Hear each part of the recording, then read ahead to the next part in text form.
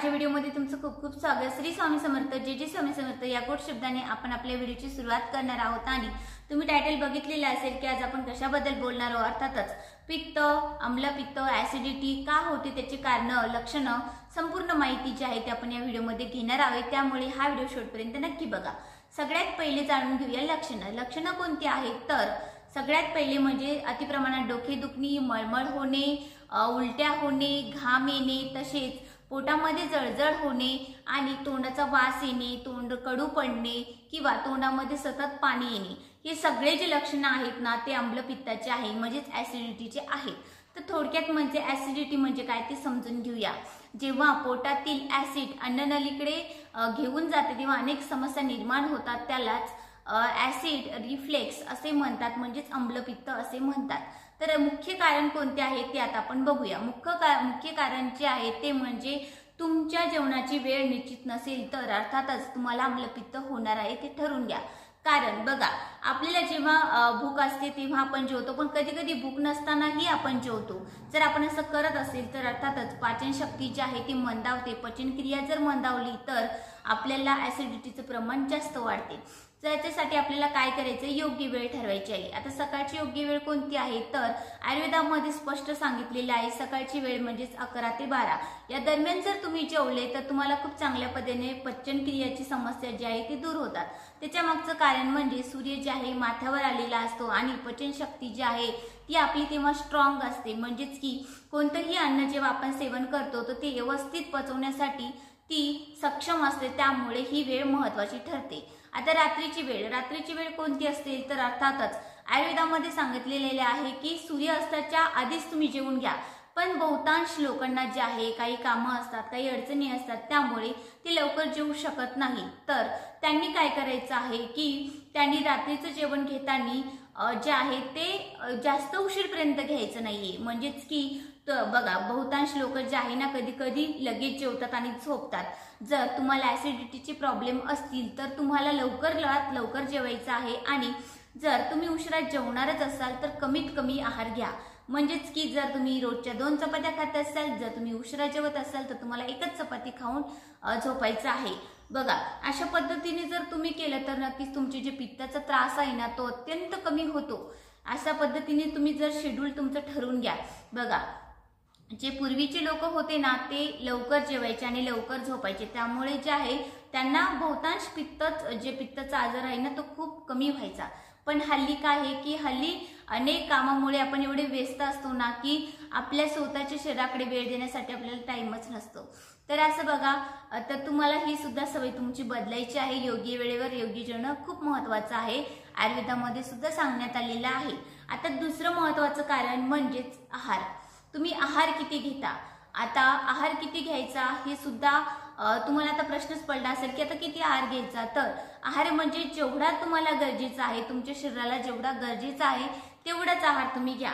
जर तुम्ही अतिरिक्त आहार घेत असाल, बघा आपल्याला भूक नसते पण तरी सुद्धा आपण ना खात असतो, म्हणजे चला 2 घास शिल्लक नाही का, हे तसं जान होते म्हणून खायचं।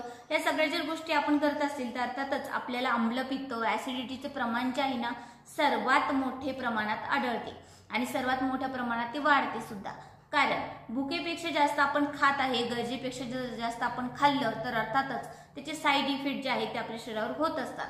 मग आता ते कसे होतात तर आता आपण उदाहरण समजून घेऊया। बघा, जसं की मिक्सर आहे, मिक्सरच्या भांड्यामध्ये जर तुम्ही अतिरिक्त वाटण घातलं, म्हणजेच की जे आहे ते जास्त वाटण घातलं तर काय होईल, अर्थातच ते व्यवस्थित होणारच नाही, पण ते जे आहे मिक्सरवर सुद्धा लोड येतो। त्याच पद्धतीने कसं असतं की आपलं पोट असतं, पोटात जर आपण अतिरिक्त खाल्लं तर पचनक्रियेवर लोड येतोच, पण ते व्यवस्थित पचत सुद्धा नाही। आणि जर ते व्यवस्थित पचलंच नाही तर अर्थातच आपल्याला ऍसिडिटीचं प्रमाण जे आहे ते मोठ्या प्रमाणात होणारच आहे। त्यामुळे व्यवस्थित खाणं आणि व्यवस्थित आहार घेणं सुद्धा खूप महत्त्वाचं आहे। जर तुम्हाला ऍसिडिटीचा त्रास असेल, पित्त मोठ्या प्रमाणात होत असतील तर नक्कीच छोटे छोटे बदल जे आहे तुम्ही करा। त्याच पद्धतीने कडधान्य। आता बघा, कडधान्य जे आहे, डाळी किंवा कडधान्य अत्यंत महत्त्वाचे आहेतच आपल्या शरीरासाठी, पण त्याचं जर आपण अति प्रमाणात सेवन केलं तर नक्कीच आपल्याला ऍसिडिटीचं प्रमाण वाढते। आता ते कसं वाढतं बघा, कडधान्य जे आहे ते कोरडे असतात आणि त्याला संतुलित ठेवण्यासाठी आपल्याला त्यामध्ये तेल नाही तर तूप जास्त प्रमाणात जर आपण टाकलं तर नक्कीच ते संतुलित होतात व ते आपल्या शरीराला जे आहे ते योग्य प्रमाणाचं पोषण देत असतात। आता कडधान्य जे आहेत ते कोरडे असतात, त्यामध्ये अनेक डाळी, अनेक मोड आलेले कडधान्य असतात, अनेक पद्धतीचे जे आहे फळभाज्या सुद्धा येतात। जर आपण ते तसेच खाल्ले तर नक्कीच आपल्या शरीराला ते व्यवस्थित पचत नाही आणि जर व्यवस्थित पचलं नाही तर अर्थातच आपल्या ऍसिडिटीचं प्रमाण जे आहे ते वाढतं। आता उदाहरण तुम्हाला सांगते की त्यामध्ये जे आहे बघा, वरण भात जेव्हा आपण करतो जे डाळ असते, तूर डाळ जी असते ती कशी असते, ती कोरडी असते। त्यामध्ये कोरडी असल्यामुळे काय असते ती कोरडी असते, त्यामुळे तूप घालणं खूप गरजेचं आहे। जर आपण स्निग्ध पदार्थ त्यामध्ये जर आपण चांगल्या पद्धतीने मिसळून खाल्ले तर त्या ऍसिडिटीचा जो त्रास आहे ना तो कमी होण्यास मदत होते। त्यामुळे तूर डाळीसोबत जे आहे आवर्जून तूप खाण्यात येते। त्याच पद्धतीने जे आहे पुरणपोळी जेव्हा आपण करतो त्यामध्ये सुद्धा तुपाचा समावेश सगळ्यात मोठ्यात करण्यात येते, कारण ते आयुर्वेदामध्ये सुद्धा खूप महत्त्वाचं आहे आणि ते पचायला सोपं जातं म्हणून त्यामध्ये तुपाचा समावेश करण्यात येते। तसेच बघा, पिठलं म्हणजेच की बेसन जर आपण केलं असेल तर त्यावर कच्च्या तेलाची धार घेतली जाते, त्याने सुद्धा खूप चांगल्या पद्धतीने आपल्या शरीराला पचन क्रियेची जी समस्या आहे ना ती निर्माण होत नाही आणि अन्न जे आहे त्यात ओलावा निर्माण होते, स्निग्ध पदार्थ जास्त वाढतात व ती व्यवस्थित पचन क्रिया जी आहे ते पचवण्याचं काम करत असतात। त्यामुळे जर तुम्ही कडधान्य घेत असाल तर तुम्हाला तेल आणि तुपाचा जे वापर आहे त्यामध्ये जास्त करायचा आहे। आता त्याच पद्धतीने आयुर्वेदामध्ये सांगितले आहे की 6 रस आहे, 6 रसामध्ये जे आहे 3 रस आपले पित्त जास्त वाढवतात। तर ते कोणते आहेत, तर सगळ्यात पहिला आहे आंबट, खारट आणि तिखट। हे जे 3 पदार्थ हे जे 3 चवीला रस आहेत ना ते जे आहेत आम्लपित्त जास्त वाढवत असतात।